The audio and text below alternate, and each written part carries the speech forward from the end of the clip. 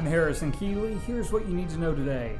First, the historic Reed House Hotel is getting a significant renovation. Officials won't yet talk about all of the work that will be done, but they have released a few details. The hotel is likely to get an additional restaurant and upgrade its Starbucks. Also, the hotel owners are parting way with the Sheraton brand. The Reed House has been approached by 2 other hotel companies. Work on the renovation is slated to begin at the start of 2015. A new report says lead from the police firing range on Moccasin Bend may be getting into Tennessee River water.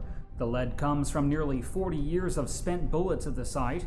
In children, lead contamination can impair development, and in adults, it can cause organ damage. While the city's drinking water is collected upstream, the river is a major water source for many towns west of Chattanooga. Local and federal officials say they may need to review a recent decision to keep the firing range on Moccasin Bend. The Chattanooga Publishing Company has a new president. Bruce Hartman will be leading the Times Free Press. He comes to Chattanooga from Knoxville, where he was Chief Revenue Officer for the Scripps Company.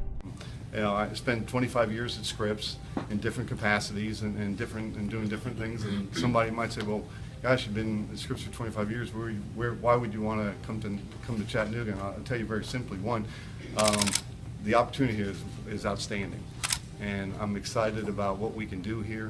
I'm excited about living in the state of Tennessee. Hartman succeeds Jason Taylor, who left in July to join Gannett. 48 people charged in a gambling bust at VFW Post 4848 have been offered a plea deal.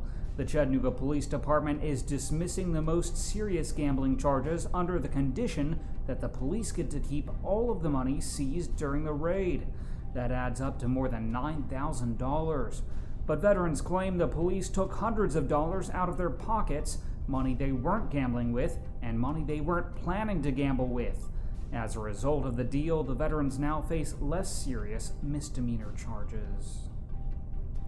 It turns out Chattanooga's beer board was out of line. That's according to a new ruling from the Tennessee Court of Appeals. The court says the beer board was wrong when they told the City Cafe that it had to stop selling beer or shut down during early morning hours. A section of city code says businesses with a beer permit can't be open during hours when they're not authorized to serve beer.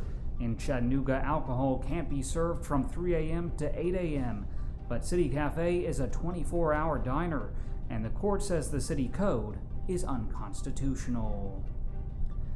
A man hit and killed by a train Wednesday night near Dalton, Georgia, has been identified. The sheriff's office ID'd the victim as 30-year-old Jonathan Christian Fox. Fox was a Murray County resident. He had been walking on the tracks around 7 p.m. but couldn't get off in time. Officials are calling it a tragic accident. Finally, Chattanooga police have identified a teenager who was shot on Windsor Street Wednesday. 18-year-old Lazarius Dwayne Rice was taken to a hospital with non-life-threatening injuries. Anyone with information is asked to call the police. Turning to weather, we'll see some thunderstorms today with a high near 80 degrees. The low tonight will be around 63. That's it for today's newscast. Thanks for being with us. You can find more on these stories and breaking news all day long at timesfreepress.com.